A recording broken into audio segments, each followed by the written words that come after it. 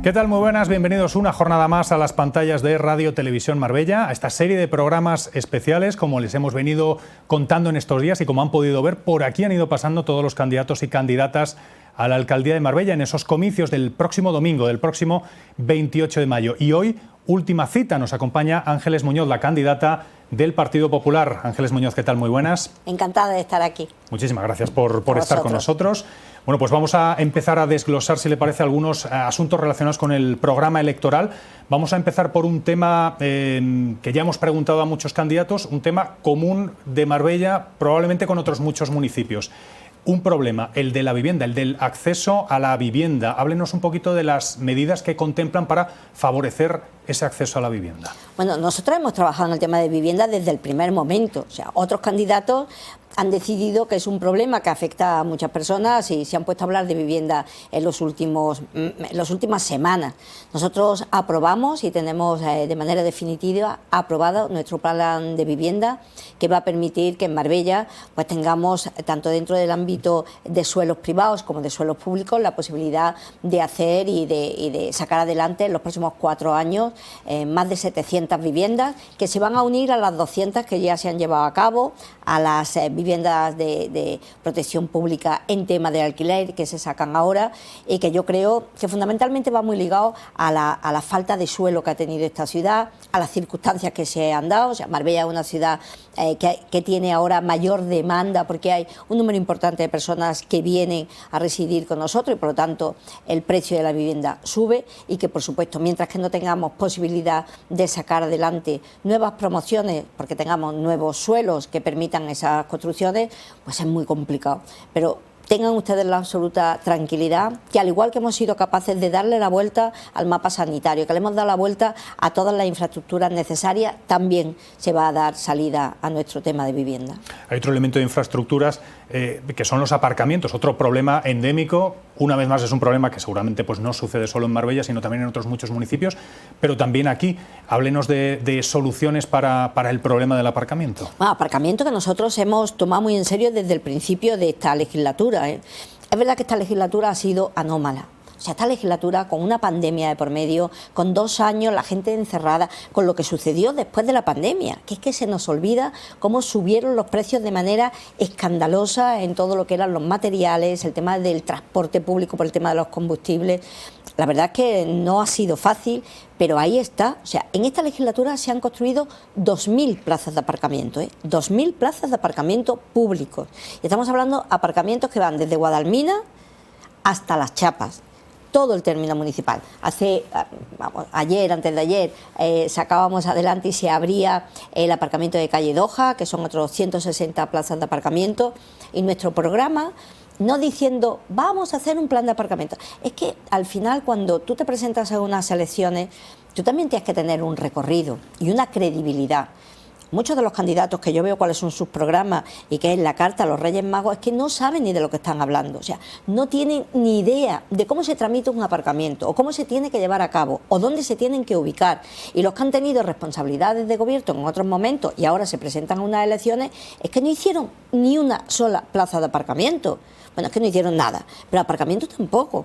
Nosotros hemos hecho 2.000 plazas de aparcamiento cuantificados, es nuestro principal aval, esa gestión, y ahora tenemos 3.000 plazas de aparcamiento, una de las más importantes, que son las 1.000 plazas de aparcamiento en el albergue África, que ya está negociado, firmado, pedido junto con la Junta de Andalucía para que puedan ser 500 plazas de aparcamiento en rotación y por lo tanto €1 cada esas 12 primeras horas para que dé servicio a todo nuestro tejido comercial, y otras 500 plazas de aparcamiento al precio de coste, pero al precio de coste, porque la Junta de Andalucía nos ha dejado el suelo de ese aparcamiento, esos 24.000 metros cuadrados de aparcamiento a coste cero, y por lo tanto no habrá repercusión en cuanto al suelo, y por lo tanto el precio de coste a todos los vecinos que tengan un radio de influencia del albergue África. Hace 4 años, cuando volvió a la alcaldía dijo que esta iba a ser la legislatura de las infraestructuras. Hemos tenido una pandemia de por medio. Me gustaría saber qué balance hace de esta legislatura, si se siente satisfecha, si hay algo que cambiaría. Yo creo que la gente lo ve.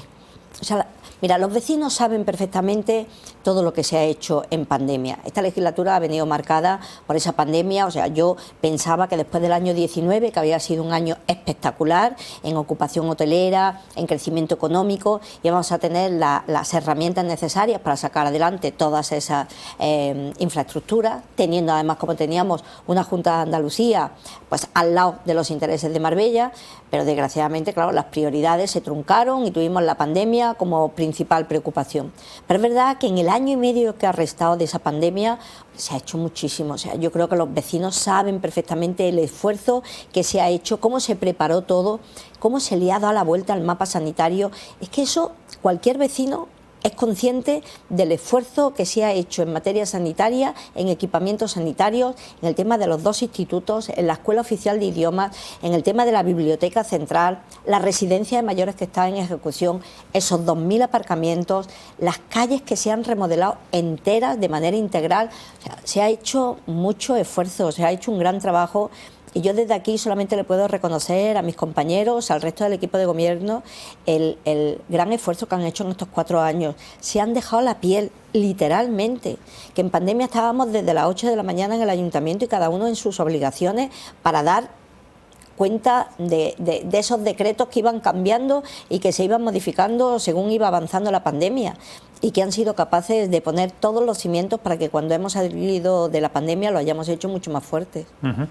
Hablemos de infraestructuras deportivas. Si me permite, lo vamos a dividir en 2. Hablaremos ahora del proyecto para el nuevo estadio municipal, que es quizá el elemento más importante, pero ustedes han mantenido una reunión con colectivos deportivos para explicar su proyecto en cuanto a infraestructuras deportivas. Y me gustaría que nos contase algo, cómo planifican esa legislatura en las instalaciones deportivas. Bueno, yo creo que precisamente por el tema de la pandemia, en el tema de infraestructuras deportivas que tienen una mayor complejidad en cuanto a licitación y en cuanto a periodo de ejecución, tendremos que verla en su conjunto en esta legislatura y se culminarán en la siguiente legislatura. ¿Y por qué digo esto? Pues porque hay algunas, como puede ser el Centro Guadaiza, que estamos hablando de una cantidad muy importante, de una gran envergadura, donde tenemos que poner además pues tanto a la Diputación, que hay un apoyo económico que se va a llevar a cabo, la Junta de Andalucía, la propia, incluso el propio Gobierno, que le hemos pedido en este caso apoyo para que podamos tener elementos que nos permitan hacer no solamente el tema local, sino también algunos de los eventos internacionales o nacionales que se puedan celebrar aquí. Eso tiene un plazo que nos va a requerir 2 legislaturas, pero aquello que se ha podido hacer en esta legislatura, me refiero a toda la remodelación de las infraestructuras existentes o al campo de rugby, que hemos sido capaces de hacer un nuevo campo, todo el tema de aparcamientos en la zona anexa, el Pinillo, por poner un ejemplo, que ha sido esa recuperación de más de 50.000 metros que va a suponer para todo el deporte de vóley playa, de fútbol playa, pues uno de los mejores equipamientos que vamos a tener dentro del ámbito de Andalucía o dentro del ámbito nacional, que han sido muchos los esfuerzos que se han hecho para sacarlo adelante, como el Francisco Norte. O sea, se ha hecho una gran apuesta, se ha hecho un gran avance, se le ha dado a las escuelas deportivas el peso que necesitábamos, se ha disminuido en un 20% la cuota que las familias tienen que hacer para las escuelas deportivas.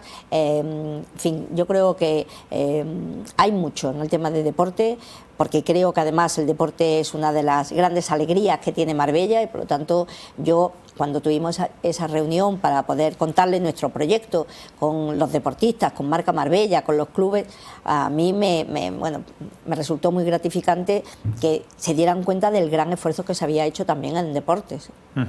En cuanto al estadio municipal, que es quizá un poquito el proyecto estrella en esta materia, ustedes se han reunido con el Marbella Fútbol Club y apuestan por esa fórmula de cesión para que sea la Fundación del Marbella la que se encargue de realizar la construcción. Cuéntenos cómo sería ese nuevo estadio y por qué escogen esta fórmula.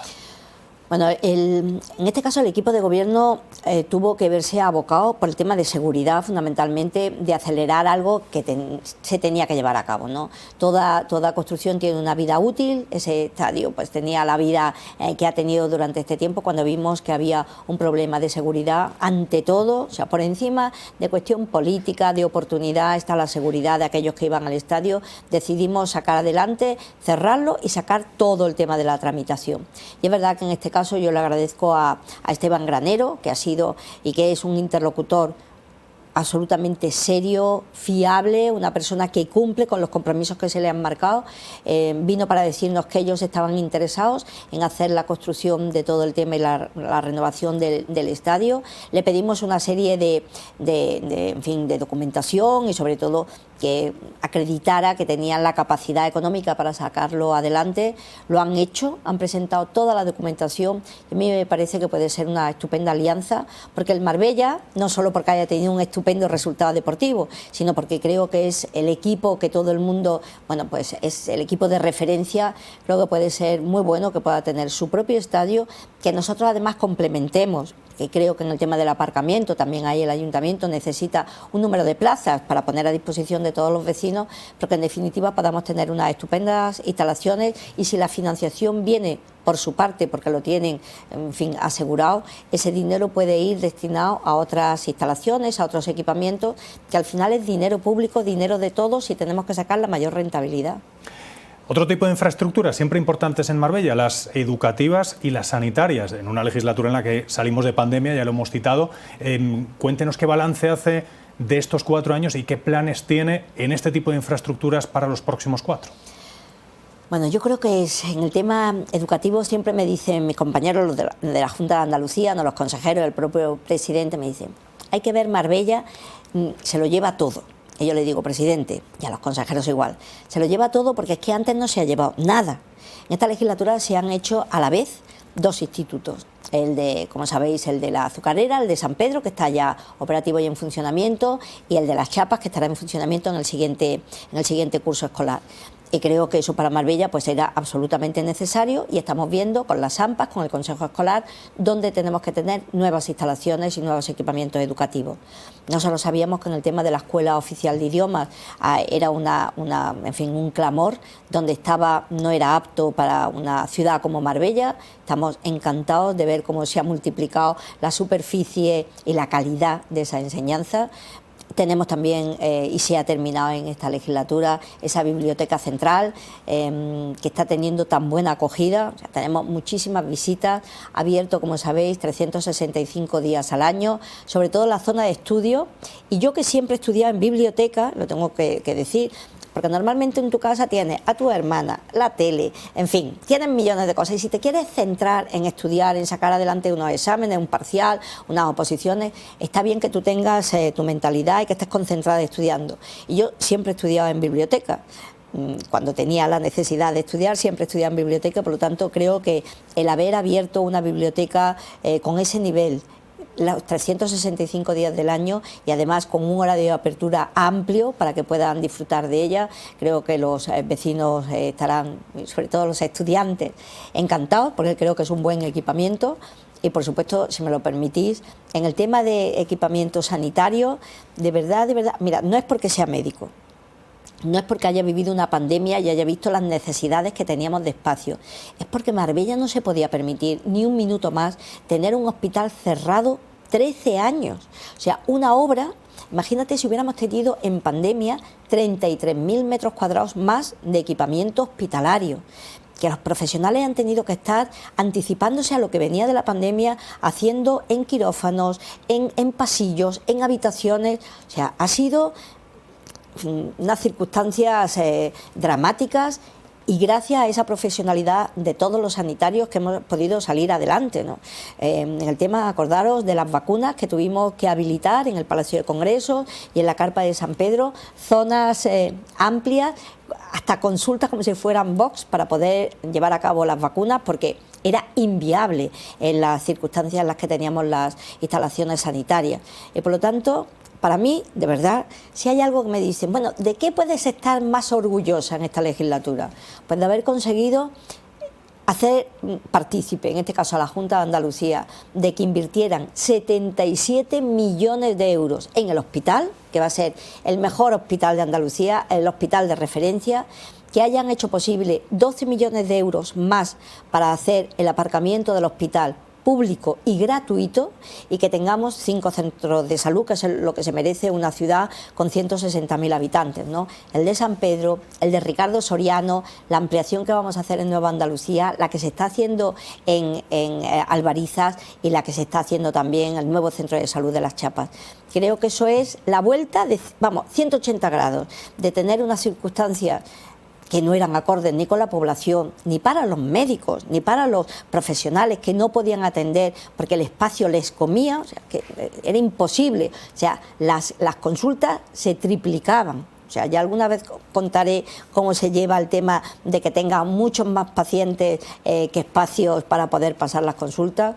Y yo creo que en este momento yo me siento muy satisfecha por lo que me dicen los pacientes, por lo que me cuentan mis compañeros y sobre todo por la transformación que en materia de salud hemos tenido. Le voy a preguntar también por las playas, por qué se puede hacer para mejorar la situación de las playas y obviamente, bueno, pues por los espigones, esa cuestión de la que tanto se ha hablado a lo largo de la legislatura. Por aquí han ido pasando todos los candidatos. Hay que decir que casi todos están de acuerdo, no todos, pero sí casi todos están de acuerdo en la necesidad de los espigones. La pregunta es, ¿cómo se puede desenquistar esa situación ahora mismo? Si soy sincera, cambiando el gobierno central. Y tengo que decir aquí una y mil veces que ya me gustaría a mí que yo tuviera la competencia, la posibilidad y me dieran la capacidad para tratar las playas. O sea, que todo el mundo, a mí me dice mucha gente, hay que ver, María Ángeles, las playas. Ya me gustaría a mí, o sea, Marbella, en lo que compete al propio ayuntamiento, tiene el mayor número de banderas azules de toda Andalucía. Tenemos 11 banderas azules. O sea, tenemos todos los servicios para las playas. ¿Qué nos falta? Playa. ¿Cómo se puede arreglar? Pues con una apuesta clara por parte del Gobierno central. Yo estoy segura de que si aquí hubiera un gobierno del Partido Popular a nivel central, al igual que hemos sido capaces de sacar adelante el tema sanitario, seríamos capaces de sacar adelante el tema de las playas, porque ni comparativamente a nivel presupuestario es similar. O sea, el proyecto que hay de rehabilitación de las playas con los espigones está en torno a los 16, 18 millones de euros. Estamos hablando que el Gobierno de Andalucía ha invertido en esta legislatura 100 en sanidad. O sea, tendríamos la posibilidad de darle la vuelta también al tema de las playas, que no es otro que el que saquen adelante el informe ambiental que nos permitan que se pueda licitar ese proyecto y que por lo tanto se acometan esas obras. Creo que es la única solución, la única alternativa y les aseguro que las playas, junto con el paseo marítimo, será también una prioridad para la siguiente legislatura. Le voy a preguntar por medidas en el ámbito de lo social. Se está construyendo esa residencia del Trapiche del Prado. Ustedes en su programa citan muchas medidas relacionadas, pues fundamentalmente con el cuidado a la población mayor, pero me gustaría que nos hablase de algunas medidas que incluyen en su programa relacionadas con ese ámbito, el social. Bueno, lo primero que tengo que decir es que vamos a seguir apostando presupuestariamente por todo el ámbito social. O sea, desde el 2019, que teníamos una partida presupuestaria de algo menos de 9 millones de euros, ahora que tenemos más de 15 millones de euros, el objetivo ha sido darle cobertura a las familias más vulnerables y lo vamos a seguir haciendo. O sea, no se ha restringido la ayuda a familias porque se haya eliminado el tema de la pandemia, lo seguimos manteniendo. Vamos a seguir apostando por nuestro tejido de las ONG. Tenemos el mejor tejido social a nivel de voluntariado y a nivel asociativo. Creo que Marbella puede encontrarse entre las ciudades que tiene ese orgullo de que la gente apoya, aporta y de verdad se implica. Por lo tanto, vamos a seguir contando con todos y cada uno de ellos. Hemos sacado un plan de mantenimiento y de subvenciones a 4 años para que tengan garantizado ese apoyo y esa subvención, ese aporte que viene por parte del ayuntamiento.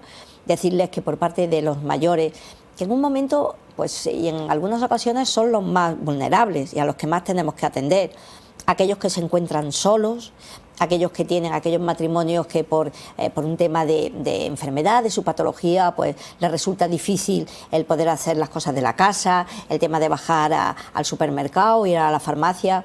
Sabéis que Marbella tiene un programa que lo tiene también la Junta de Andalucía, que es ese apoyo domiciliario, esa atención a domicilio. Marbella lo complementa, porque muchas veces hasta que la Junta de Andalucía da el visto bueno para que se le pueda otorgar esas horas de apoyo, tarda tiempo. Y el Ayuntamiento tiene la capacidad de hacerlo de manera inmediata. Hemos firmado 25 millones de euros para estos 5 años para dar cabida a esas 1.300 familias, ¿no? Algunos solos, algunos con familia, que necesitan esa atención domiciliaria, y vamos a hacer un proyecto, y tenemos en mente un proyecto para que aquellas personas que peor lo están pasando, que sobre todo tienen esa soledad, que incluso ya eres mayor y estás encima solo, bueno, pues que puedan tener la mayor atención posible, ¿no? Creo que Marbella es, y lo ha demostrado la pandemia, es una ciudad muy solidaria, y desde aquí yo agradezco a todos los que lo han hecho posible, y por lo tanto no se puede perder esa red social que sirve de colchón para muchas personas. Durante la legislatura ustedes han incidido mucho en que la Delegación de Derechos Sociales es una de las que más ha visto subir su presupuesto. ¿Es una inversión que mantendrían en los próximos 4 años? Y subiríamos, porque al final cuando las cosas van bien, y en Marbella las cosas van bien, o sea, tenemos unos índices, un crecimiento, en fin, muy importante, y además en ascenso. Estamos venciendo el tema de la estacionalidad, cada vez tenemos mayores ingresos porque hay mayor número de personas que vienen a residir aquí, y además las inversiones son importantes.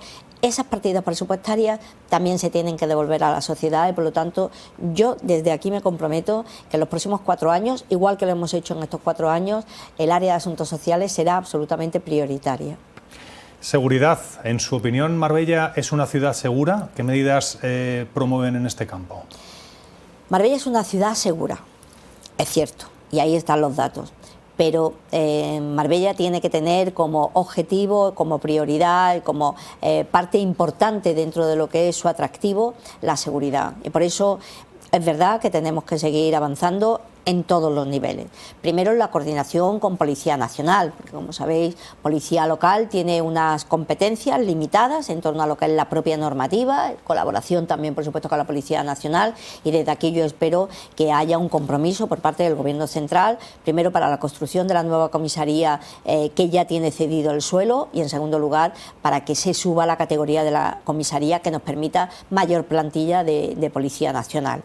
Y en segundo lugar, y con respecto a la Policía Local, seguir incrementando el número de efectivos. Yo me reunía hoy con 22 nuevos policías que entran a formar parte de la plantilla. Se hará una nueva convocatoria este próximo año, o sea, estamos pendientes de que el BOE lo publique. Estamos hablando de 18 nuevas plazas, y a partir de ahí seguiremos trabajando para seguir incrementando nuestra plantilla, y que el hecho de que haya personas, policías que se puedan jubilar, no haga que se merme el número de efectivos, y por supuesto seguir avanzando pues en lo que entendemos que es prevención.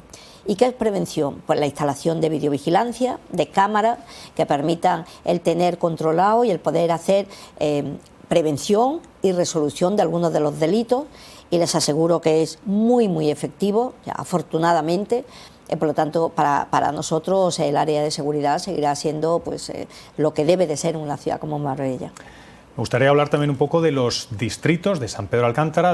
Bueno, ustedes han hecho mítines en Las Chapas, han hecho mítines en Nueva Andalucía. Me gustaría saber cómo ve a los distritos en los próximos 4 años, cuáles considera que son sus principales retos. Yo creo que se está haciendo un magnífico trabajo, porque ¿para qué sirven los distritos? Los distritos sirven para poder conocer de primera mano las necesidades que tienen los vecinos, que tengan unos interlocutores que sean mucho más directos, que puedan tener acceso mucho más fácil, e independientemente que puedan tener una mayor vinculación con la propia administración. Y es verdad que todos los distritos, yo he tenido oportunidad de hacer mítines, encuentros con nuestra gente, tanto ayer la tuve en Nueva Andalucía, anteriormente fue Las Chapas, mañana lo tendré tendremos en San Pedro, pero lo he venido haciendo también en todos los barrios. Y la verdad es que la figura de ese coordinador de distrito, el que está atento, al que conocen, el del comercio, el que saben que nosotros lo que queremos es ir a lo grande sin olvidar lo pequeño. Y para nosotros lo pequeño, el que se ha roto una farola, el que hay una loseta, el que se mueve, el que falta un banco, el que la papelera, eso también es el bienestar de los vecinos. Y por lo tanto, esas pequeñas circunstancias que se dan en muchos distritos y que algunas veces resulta difícil poder llegar a la administración, esa figura es clave, la de coordinador de distrito, y yo desde aquí le agradezco a todos mis compañeros que son concejales, que son los responsables de distrito, y también a las coordinadoras de distrito el estupendo trabajo que han hecho, que al final resulta, pues, y lo ves en ese día a día cuando vas por la calle y la ven como una más. Pero además la persona que le puede resolver y en un momento le puede dar salida al problema que plantean. Le voy a preguntar específicamente por San Pedro Alcántara, que es uno de los distritos, un distrito desde luego importante. Me gustaría que me contase algunos proyectos para la próxima legislatura allí en San Pedro Alcántara. ¿Cuáles son los retos de este núcleo? En San Pedro es que ha sido, o sea, quien no vea en San Pedro el antes y el después es que no quiere verlo, porque es que no tiene nada que ver, que se le ha dado la vuelta a San Pedro, o sea, en estos últimos años, por supuesto en esta legislatura, pero vuelvo a insistir que una legislatura con una pandemia de 2 años, es complicado que se pueda ver, pero incluso así, o sea, en San Pedro, creo que el desarrollo que está teniendo San Pedro, cómo va evolucionando, cómo San Pedro, que además tiene todavía suelo, permite que se hagan nuevos equipamientos, como es el polideportivo que se está haciendo en la zona sur, cómo se están desarrollando áreas tan importantes como precisamente pues, el área del SP8, que yo creo que va a ser un antes y un después. En San Pedro tenemos la gran suerte de haber podido recuperar la Finca de la Caridad, que ha supuesto que tengamos un espacio de 80.000 metros cuadrados, que es espacio público y que además sirva y dé servicio tanto a Nueva Andalucía como a San Pedro. Hemos hecho y seguimos avanzando con nuestro paseo marítimo, con toda la remodelación que se está haciendo en muchos de esos viarios principales en San Pedro, pues la nueva oficina de turismo que también se ha puesto en marcha ya. En San Pedro, quien no quiera ver esa transformación, quien no quiera ver que además hoy por hoy San Pedro, me acuerdo que antes decían, no, San Pedro es una ciudad dormitorio de Marbella, en San Pedro solamente viene la gente. San Pedro, lo único que le hace falta a San Pedro es que haya un cambio de gobierno para que el desdoblamiento desde Puerto Banús a San Pedro sea una realidad, que podamos acometer el proyecto que ya tenemos acordado entre la Junta de Andalucía y el Ayuntamiento para que se amplíe y se desdoble toda la carretera de Ronda desde lo que es el nudo central hasta su entrada con Benavís, y a partir de ahí el desarrollo de San Pedro es exponencial para San Pedro, para Nueva Andalucía, que también es una zona que se está desarrollando y que está generando unos recursos, que se está viendo una explosión en Nueva Andalucía a todos los niveles, y por supuesto Marbella. O sea, yo creo que en todos los distritos, porque si nos vamos a las Chapas, o sea, en las Chapas el desarrollo hotelero que se está implantando en las Chapas de primer nivel. La apuesta que está haciendo este equipo de gobierno para sacar adelante los proyectos de saneamiento en El Rosario, en Hacienda Las Chapas, en Costa Bella, que permita que se sigan desarrollando esas urbanizaciones, que quitemos las fosas sépticas, que invirtamos 10 millones de euros en todo lo que es el abastecimiento y el saneamiento, al igual que se ha hecho en el Trapiche o que se ha hecho en Virgen del Pilar, en Nuestra Señora de Gracia, o sea, que son obras terminadas, ahora terminaremos Sierra Blanca, obras terminadas en esta legislatura que yo creo que dan una dimensión del gran trabajo que se ha hecho por parte de todas las delegaciones, que como vuelvo a insistir, o sea, yo soy la alcaldesa y soy en este caso la que me presento de candidata, pero les puedo garantizar que miren ustedes también las listas de los que se presentan con los candidatos, porque muchas veces nos quedamos en los candidatos y se nos olvida quiénes son los que los acompañan. O sea, la candidatura que lleva el Partido Popular de profesionales comprometidos, absolutamente fiables, que han demostrado lo que valen, no es por nada, y me van a permitir, que está a años luz de lo que presentan el resto de los partidos, en fin, y creo que soy muy objetiva. Le quiero preguntar por la estructura de funcionamiento del ayuntamiento, ya que hablábamos de los distritos. Marbella es un municipio de gran población, como tal cuenta con distritos, hay reglamentos de distritos, juntas de distrito, hay una tenencia de alcaldía en San Pedro de Alcántara. ¿Esa estructura de funcionamiento es la adecuada? ¿Plantean algún cambio? ¿Creen que está funcionando bien? Está funcionando muy bien. Está funcionando tan bien que ahí está el resultado. Yo creo que hay una implicación absolutamente por todos, por supuesto también. Los trabajadores municipales seguro que son grandes profesionales y en cualquier caso estarán al servicio del que marca las directrices, pero efectivamente hay que saber marcar las directrices. Yo creo que en esta legislatura se ha hecho un gran trabajo, el resultado de los vecinos es cada uno dentro de sus diferentes áreas, han estado viendo cómo se ha ido avanzando, cómo se ha ido apostando por mejorar la calidad de vida de todos y cada uno de ellos. Y yo creo que lo único que hay que hacer es seguir avanzando en ese sentido. ¿Transporte público va a seguir siendo gratuito? ¿Y qué se puede hacer para mejorar la comunicación fundamentalmente entre los distritos? Bueno, es un gran avance. Yo desde aquí quiero recordar a todos los que nos estén viendo en este momento, cuando el Partido Popular hace ahora, pues creo que fue cuando terminamos, 4 años, no terminamos, se sacó el transporte público y nosotros apostamos por el transporte público gratuito. Bueno, pues eso, que nos dijeron, una barbaridad, eso nos lo están copiando todas las ciudades. O sea, que todo el mundo sepa que por parte del Partido Popular esa apuesta tenía un doble objetivo. Por un lado, el darle una posibilidad a que muchas familias, sobre todo personas trabajadoras, jóvenes, personas mayores, que son los que utilizan para poder, en fin, tener la movilidad del término municipal, el transporte público, pudieran ahorrarse el coste que supone, pues el coste que suponía el billete de autobús. Y la verdad es que ha sido un gran éxito. O sea, familias que han tenido un ahorro entre 1.000 y 1.300 euros anuales, que lo tienen en el bolsillo. El ayuntamiento paga 7 millones de euros por ese concepto, pero creo que es el mejor dinero porque al final es el que más se reparte, porque se reparte en toda la población.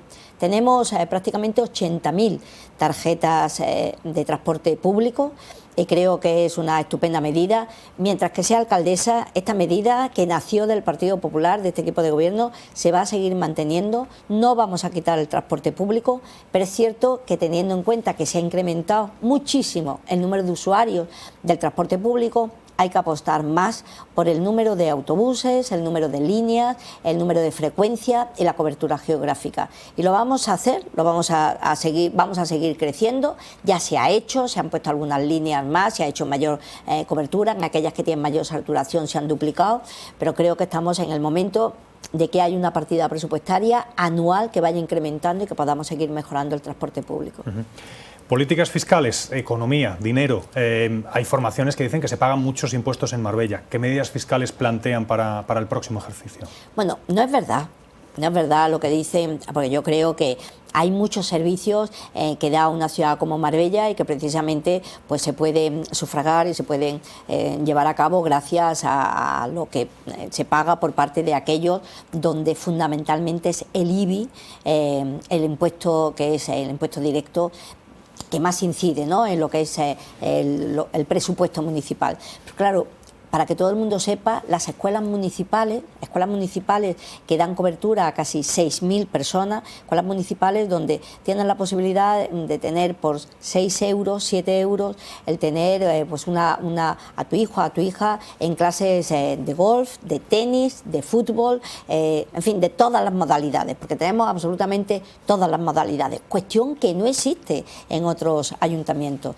Todo eso se puede hacer todo eso tiene un coste, evidentemente, y se puede asumir gracias al pago que se hace por parte, por ejemplo, del tema del IBI. Cuando nosotros a todos los comercios les decimos que para abrir un comercio el coste es cero, el coste es cero para ellos, pero supone un coste para el ayuntamiento que también se hace gracias a lo que son los ingresos generales que tiene una ciudad como la nuestra.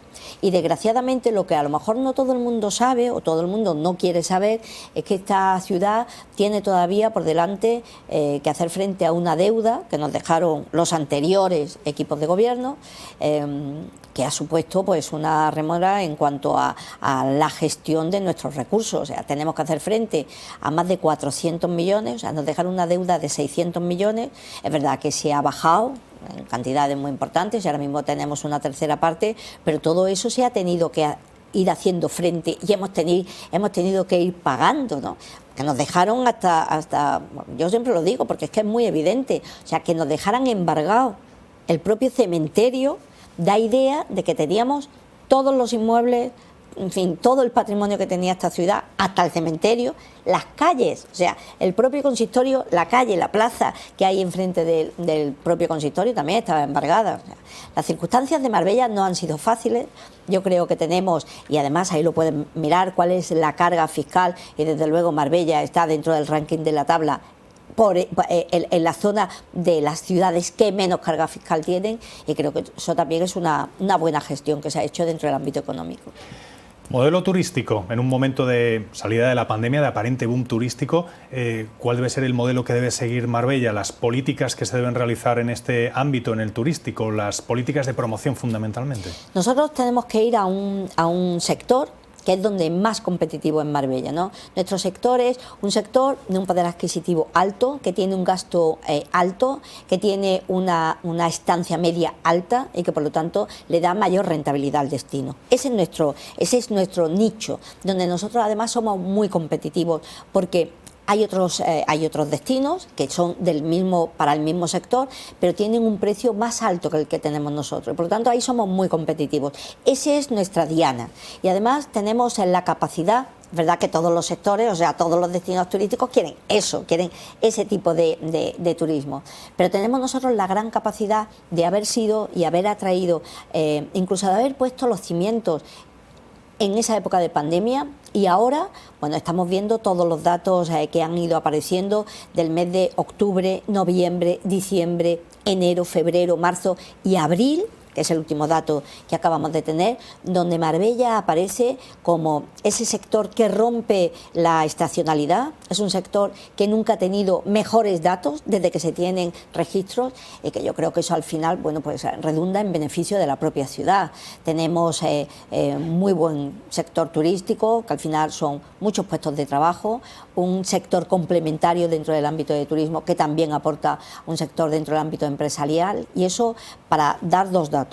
En el tema después de la pandemia, o sea, y comparando con el año 19, Marbella ha crecido en el número de empresas que se han creado en nuestra ciudad en más de 2.000 con respecto al 19, y con respecto a los autónomos, que también es un dato a tener en cuenta, más de un 10%, o sea, teníamos 22.000 autónomos en nuestra localidad y se han sumado más de 2.000 en estos últimos año y medio. Creo que son datos favorables en cuanto a la estancia media, en cuanto al gasto medio de cliente y también en cuanto a la rentabilidad media hotelera. Marbella está dentro del ámbito nacional en el top. Estamos en el 1, bajamos al 2, porque depende de si están cerrados algunos o no, pero ese dato es muy positivo, y de ahí que tengamos pues tanto interés, ¿no?, en cadenas hoteleras internacionales en implantarse en Marbella, porque la rentabilidad de cama hotelera es la más alta de toda España. Hay muchos lugares turísticos, algunos de ellos cercanos, que están empezando a detectar problemas con elementos como las viviendas de uso turístico. No sé si ustedes a lo largo de esta legislatura han detectado algún tipo de problema, ya sea de convivencia o de tensión con los precios, si plantean alguna medida adicional para las viviendas de uso turístico, o por el momento esta es una problemática que no se detecta en la ciudad. Afortunadamente en Marbella no tenemos un turismofobia como se detecta en otros sitios, o como parece que hay en algunos sectores, incluso del gobierno central. Marbella sigue entendiendo que nuestra principal industria es el turismo. Es cierto que tenemos que adelantarnos para que no ocurra lo que no queremos que pase, porque ya estamos viendo otras ciudades que sí que lo tienen. Es verdad que no podemos ir en contra de corriente, porque el tema de las viviendas turísticas no es un tema de España, ni por supuesto de Andalucía o de Marbella, es un tema mundial. Las viviendas turísticas existen en todo el mundo y por lo tanto no podemos ir, incluso algo como tan obvio como esto, lo asumen los hoteleros y entienden que tiene que ser una fórmula complementaria. ¿Qué es lo que tenemos que hacer? Evitar que ese tema de las viviendas turísticas incida en el problema de la vivienda para los que residen aquí, y evitar que puedan existir colisiones con los residentes, ¿no?, durante todo el año, que vean molestias en el tema de viviendas turísticas. Por ahora no hay ninguna zona de Marbella que esté tensionada. Como digo, tenemos la posibilidad ahora, hay una herramienta tan importante como nuestro plan de vivienda o como nuestro plan general para tomar medidas en caso de que veamos que en algún momento tengamos que tomarla. Bueno, llegan las elecciones y justo después tenemos la feria. Este año Marbella repite recinto ferial de noche y es una cuestión de la que siempre se habla, el recinto ferial.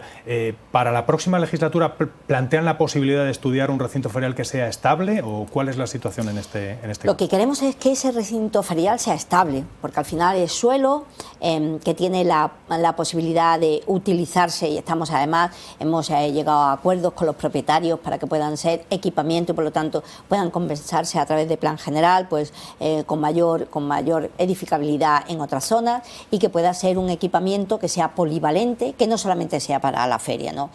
A mí me dicen, y me encantaría, es que en San Pedro y en Nueva Andalucía, ¿por qué tienen una Caridad y en Marbella no? Porque afortunadamente hemos sido capaces de recuperar una finca, la finca de la Caridad, que era pues de una de las personas que estaban dentro de los procedimientos judiciales, y eso es de Marbella. Pero claro, no podemos tener, desgraciadamente, estructuras, fincas y 80.000 metros en todo el término municipal. Yo creo que Marbella necesita un recinto ferial que no solamente sea para esa semana, sino que sea para poder utilizar durante todo el año, que sea polivalente, que le pueda dar servicio a la población de Marbella, y nuestro objetivo es seguir incrementando esa zona. Ahora mismo tenemos algo más de 50.000 metros, hay parcelas que se van a sumar a esa superficie y le daremos forma, y estoy convencida de que será esta feria estupenda. Seguro, porque además la feria de Marbella todo el mundo la encara con muchas ganas y, en fin, todo el mundo quiere pasarlo bien y hacerlo en familia. Pero como les digo, no es fácil cuando no se ha tenido ninguna previsión, como nunca se tuvo, de tener una superficie plana en Marbella, accesible para poder sacar al recinto ferial. No ha sido fácil y, como les digo, ha sido un gran trabajo y un muchísimo esfuerzo el haberlo conseguido en San Pedro y en Nueva Andalucía. Hablábamos antes del transporte público y de las comunicaciones. Una vez más, un problema que seguramente es de toda la Costa del Sol, no de Marbella, pero a veces las comunicaciones no son fáciles. Decía yo antes entre distritos, pero incluso con municipios cercanos. El problema tampoco es fácil porque en muchas ocasiones hablamos de infraestructuras que ni siquiera dependen de un ayuntamiento, pero ¿se puede hacer algo por mejorar las comunicaciones con otros municipios o entre los propios distritos? Mira, el tema de la movilidad es el tema fundamental, prioritario de la siguiente legislatura. No podemos dejarlo más adelante. O sea, hablamos del tren y el tren siempre, pues parece que llegará.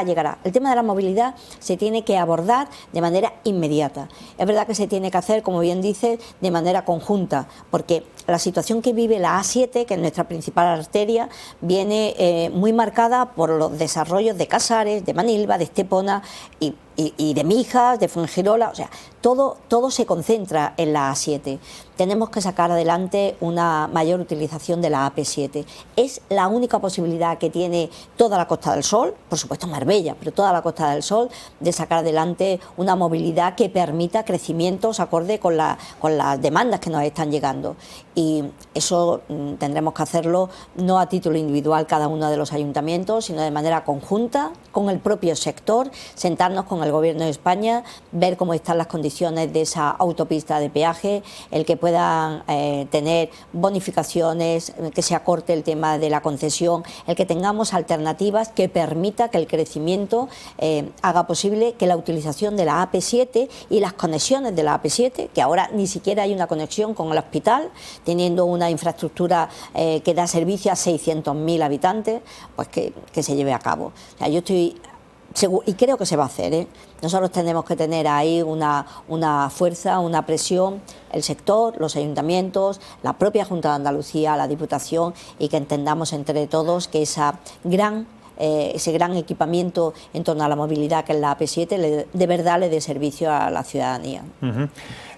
Una cuestión de cálculo fundamentalmente. Llegan las elecciones, si no hubiese mayorías absolutas y la matemática dijese que tienen ustedes que buscar un pacto con alguna otra formación, ¿tiene alguna preferencia, algún tipo de socio preferente? ¿Hay formaciones con las que se plantea un acercamiento? ¿Hay formaciones con las que sabe que seguro no pactaría? Bueno, yo sé lo que pasó en el 2015, o sea, es que esto no es vamos a ver qué puede pasar, es que ya pasó en el 2015. En el 2015 el Partido Popular ganó de largo las elecciones. O sea, le sacamos 10 puntos al Partido Socialista, que era la segunda fuerza política. O sea, el Partido Popular sacó 13 concejales, la mayoría todo el mundo sabe que son 14, sacamos 13 concejales, nos quedamos algo más de 200 votos, algo menos de 200 votos de la mayoría absoluta, 13 concejales, y después el Partido Socialista sacó 8. Pero después había Podemos sacó 2, Izquierda Unida sacó 2, OSP sacó 2. Y hubo un pacto entre los 4, que sumaban 14, para impedir que gobernara el Partido Popular. Sé que va a pasar y desgraciadamente cuáles son las circunstancias que puede, y por eso estamos haciendo esa campaña de movilización, esa campaña de voto útil, porque al final tú puedes entender o puedes tener cierta afinidad por algún partido político que después no va a tener representación, porque para tener representación en el ayuntamiento se tiene que lograr un 5% de los votos, y un 5% de los votos es mucho, normalmente está en torno a los 2.500 votos, mucha participación y por lo tanto muchos votos, esos votos se pierden, y eso hace que todo lo que es el reparto o lo que puede ser normal a la hora de poder conformar un gobierno, pues aparezca un cuatripartito, como apareció en el 2015, que haga que a los 2 años y pico se rompa y por la ingobernabilidad que era aquello, la falta de gestión, o sea, y los muchísimos problemas que tenía pues un PSOE que no era capaz de sacar adelante ni un solo proyecto, y unos socios de gobierno que cada uno pues iba por un lado. Bueno, pues Ángeles Muñoz, candidata del Partido Popular, con usted hemos repasado los principales puntos del candidato de esa, los principales puntos de esa formación para los comicios del próximo 28 de mayo, y le agradecemos, por supuesto, que haya acudido a la llamada de Radio Televisión Marbella. Muchísimas gracias. Nada, muchísimas gracias. Muchas gracias por toda la cobertura a lo largo de esta campaña, y esperemos los resultados del próximo domingo. Por supuesto, pues muchísimas gracias. Y a todos ustedes también muchísimas gracias. Hoy es el último de esa serie de programas en los que han ido pasando los diferentes candidatos de las formaciones, pero les recordamos que mañana tenemos ese debate electoral entre todos ellos, entre los 9 candidatos y candidatas de los diferentes partidos. Será a partir de las 9 de la noche y, por supuesto, la cita electoral el próximo domingo, en el que estaremos desde las 7:30 de la tarde contándoles todo lo que depara esa jornada electoral. Aquí ponemos el punto y aparte. Mañana nos vemos de nuevo con el debate, y hasta entonces, como siempre les decimos, quédense en la mejor compañía, y ojalá que esta compañía sea la nuestra, la de Radio Televisión Marbella. Hasta la próxima.